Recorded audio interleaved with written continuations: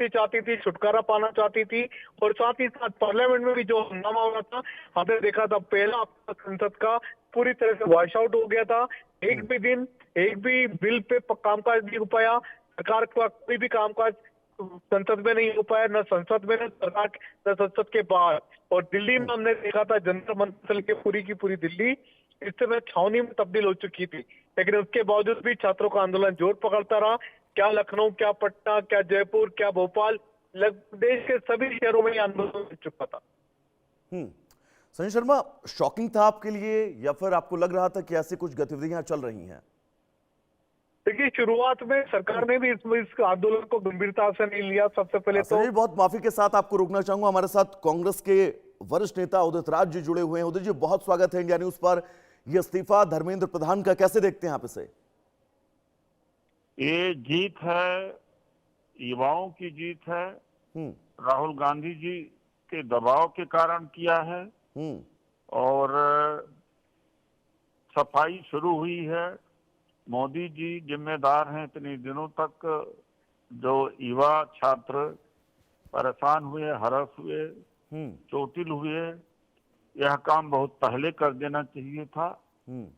तो एक काम अभी हुआ है, आगे और सारे काम करना है। एनटीए को डिसॉल्व करना है। एनटीए में केवल ट्रांसफर से काम नहीं चलेगा, आउटसोर्सिंग से काम नहीं चलेगा। और तो कि इनको हटा करके फिर एनटीए या वही व्यवस्था बनी रहे और हर जगह जो टीचर्स, प्रोफेसर जो नए नए लगाए गए जेएनयू में, डीयू में, सब आरएसएस माइंडेड हैं। फेयर एग्जाम कंडक्ट हो, फेयर इंटरव्यू कंडक्ट हो, दैट इज ऑल। छात्रों की जीत मानते हैं या फिर राहुल गांधी की जीत मानते हैं? थोड़ा कंफ्यूज आपने कर दिया शुरुआत में। सबकी जीत है। हाँ, सबकी जीत है। डेमोक्रेसी की जीत है, डेमोक्रेटिक माइंडेड का जीत है, इंडिया ब्लॉक का छात्रों की जीत है, युवाओं की जीत है। अब आगे क्या, आगे स्थितियां क्या, कहां तक ले जाएंगे इस लड़ाई को? आपको जल्दी कम्युनिकेट कर दिया जाएगा। उधर जी हमारे साथ नासिर हुसैन जी भी जुड़े हुए हैं। बहुत स्वागत है आपका इंडिया न्यूज पर सर। नासिर, मेरी आवाज आप तक पहुंच रही है? बिल्कुल, नासिर जी से लगातार हम संपर्क करने की कोशिश करें। उदित राज जी लगातार हमारे साथ जुड़े हुए हैं। उदित राज जी, आपको क्या लग रहा था कि ये इस्तीफा आएगा या फिर थोड़ा सा इंतजार और करना पड़ेगा? छात्र जो प्रदर्शन आंदोलन कर रहे हैं उनको कुछ दिन और बैठना पड़ेगा? नहीं, हमें लग रहा था कि 2-4 दिन और खींचेगा और 2 रायल इस्तीफ पूरा, क्योंकि मोदी जी का 12 साल का जो रिकॉर्ड है, भ्रष्टतम अधिकारियों में, नेताओं में किसी को ड्राफ्ट नहीं किया। याद आता है कि मनमोहन सिंह जी जब प्राइम मिनिस्टर थे तो आरोप लगाया गया था G2 स्पेक्ट्रम का, कोयला आवंटन का। ए राजा को न केवल सैक किया गया बल्कि जेल भेजा गया। उदित राज जी, अपने इस्तीफे के आखिरी लाइन में धर्मेंद्र प्रधान जी ने जो जिक्र किया है, उन्होंने कहा है कि परंतु इस दौरान भी कई छात्रों को गुमराह करने के लिए जिम्मेदार पदों पर बैठे व्यक्तियों ने बाधा डालने की कोशिश की, जिससे उनका मन बहुत व्यथित है। वो कौन से ऐसे लोग हैं जो छात्रों को गुमराह कर रहे थे? वो क्या दर्द जाने, जिनके पेपर लीक हो रहे हैं, जो परीक्षा नहीं पास कर पा रहे हैं, जिनकी जाने गई हैं, जिसने तपस्या किया है, उनके दर्द को, उनके मन को नहीं समझेंगे। जरूर कुछ न कुछ गैर तार्किक और तथ्यहीन बात कर रहे हैं।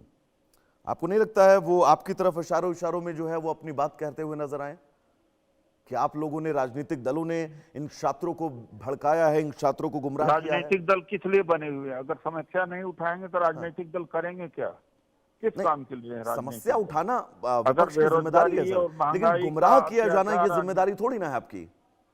देखिए, ऐसा है कि 2024 में भी नीट पेपर लीक हुए थे और मैं आपको बता सकता हूँ, गारंटी दे सकता हूँ कि हसब करने का कोशिश किया, हसब कर भी लिया था, लेकिन उसमें भी फेयरनेस नहीं था। फिर रिपीट होता है इस वर्ष। आप बताइए, सीबीएसई का एक नहीं 152 पेपर लीक हुए हैं। और सबसे बड़ी बात यह है कि जब कभी इस तरह के मुद्दे उठाया जाता है तब बीजेपी कहती था, कांग्रेस के समय में भी तो हुआ था, नेहरू जी के समय में भी हुआ था, इंदिरा जी के समय में हुआ था। ये क्या देश के लोगों को मूर्ख समझते हैं? नहीं, किसी भी हालत में इतना घमंड, इतना इनको ईवीएम मशीन पर भरोसा है, या कहा जाए पैसे पर भरोसा है कि वोट खरीद लेंगे, SIR का भरोसा है कि जब भी इनसे कोई बात पूछी जाती है तो उल्टा जरूर बोलेंगे, कुतर्क जरूर करेंगे, उसको डाइल्यूट करने की कोशिश करेंगे। Honestly they should have admitted it, if they had admitted honestly and to have taken. आप लोगों की इच्छा थी बड़ी कि धर्मेंद्र प्रधान इस्तीफा दे दिया है बतौर शिक्षा मंत्री उन्होंने, तो आज सवालों को जवाब मैं चाह रहा हूं कि आप कुछ तारीफ के कसीदे जरूर पढ़े उनके लिए। का स्वागत है। उदित राज जी, तारीफ के कसीदे तो जरूर पढ़िए क्योंकि बहुत लंबी मांग थी आप लोगों की है। मैंने कहा तो रहा हूँ, इस्तीफे का स्वागत है। एक विकेट गिरा और सारे विकेट गिरना चाहिए। निर्मला सीतारमण जी वहां किस लिए बैठी हुई हैं, और भी सारे मिनिस्टर हैं जो उन्होंने बर्बाद कर दिया है। हरदीप पुरी जी भी बैठे हुए हैं, और ये मतलब आप चाहते हैं कि पूरी कैबिनेट जो है वो पूरी कैबिनेट इस्तीफा दे दे अपना? पूरी कैबिनेट, आप बताओ, हजारों लाखों गाड़ियां बर्बाद हो चुकी हैं। E20 जो फ्यूल है, पेट्रोल है, उसके वजह से लोग रो रहे हैं, इंजन खराब हो चुका है। और इंटरनेशनल मार्केट में क्रूड ऑयल सस्ता हुआ है, और यहाँ पर 100 रुपए से ऊपर पेट्रोल है, डीजल है, 90 रुपए लूट मची हुई। जबकि मनमोहन सिंह जी के समय में इंटरनेशनल मार्केट में क्रूड ऑयल औसतन $100 हुआ करता था प्रति बैरल। मोदी जी के समय में औसतन $70 प्रति बैरल हुआ। और उस समय क्या था, यूपीए के समय में 60 रुपए में डीजल था, 72 रुपए में पेट्रोल था।